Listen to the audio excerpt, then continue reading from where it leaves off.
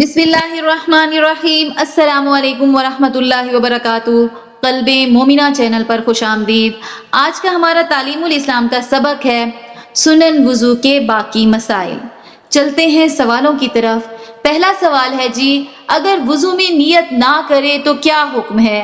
تو اس کا جواب ہے، اگر وضو کی نیت نہ کی، جیسے دریا میں گر گیا یا بارش میں کھڑا رہا اور تمام اعضائے وضو پر پانی بہہ گیا، یعنی وضو والے جو اعضاء ہیں وہاں پر پانی بہہ گیا، تو وضو ہو جائے گا، یعنی اس وضو سے نماز پڑھ لینا جائز ہے، لیکن وضو کا ثواب نہ ملے گا۔ اگلا سوال ہے جی، وضو کی نیت کس طرح کرنی چاہیے؟ تو اس کا جواب ہے، نیت کے معنی ارادہ کرنے کے ہیں۔ جب وضو کرنے لگے تو یہ ارادہ کرے کہ ناپاکی دور کرنے اور پاکی حاصل ہونے اور نماز جائز ہو جانے کے لیے وضو کرتا ہوں، بس یہ ارادہ اور خیال کر لینا ہی وضو کی نیت ہے۔ اگلا سوال ہے جی، نیت کا زبان سے کہنا ضروری ہے یا نہیں؟ تو اس کا جواب ہے، زبان سے کہنا ضروری نہیں، ہاں کہہ لے تو کچھ مذائقہ بھی نہیں۔ اگلا سوال ہے، وضو ہونے کی حالت میں نیا وضو کرے تو کیا نیت کرے؟ تو اس کا جواب ہے، صرف یہ نیت کرے کہ وضو پر وضو کرنے کی فضیلت اور ثواب حاصل کرنے کے لیے وضو کرتا ہوں۔ اگلا سوال ہے، وضو میں بسم اللہ پوری پڑھنی چاہیے یا نہیں؟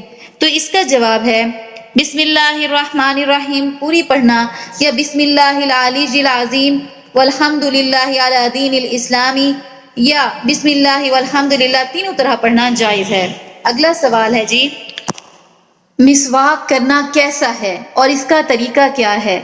تو اس کا جواب ہے، مسواک کرنا سنت مؤکدہ ہے اور اس کا بہت بڑا ثواب ہے اور اس میں بہت فائدے ہیں۔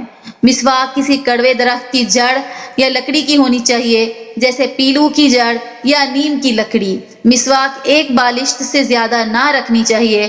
دھو کر مسواک کرے اور دھو کر رکھے۔ اول دائیں طرف کے دانتوں میں، پھر بائیں طرف کے دانتوں میں کرنی چاہیے۔ 3 مرتبہ مسواک کرنا اور ہر مرتبہ نیا پانی لینا چاہیے۔ اگلا سوال ہے جی، غرغرہ کرنا کیسا ہے؟ تو اس کا جواب ہے، وضو اور غسل میں غرغرہ کرنا سنت ہے، لیکن روزے کی حالت میں نہ کرنا چاہیے اور داہنے ہاتھ سے کلی کرنا چاہیے۔ اگلا سوال ہے، ناک میں پانی ڈالنے کا کیا طریقہ ہے؟ تو اس کا جواب ہے، دائیں ہاتھ میں پانی لے کر ناک سے لگائے اور سانس کے ذریعے سے پانی ناک میں چڑھائے، لیکن اتنا نہ کھینچے کہ دماغ تک چڑھ جائے۔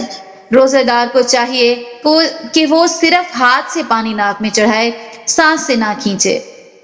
کلی کرنا اور ناک میں پانی ڈالنا دونوں سنت مؤکدہ ہیں۔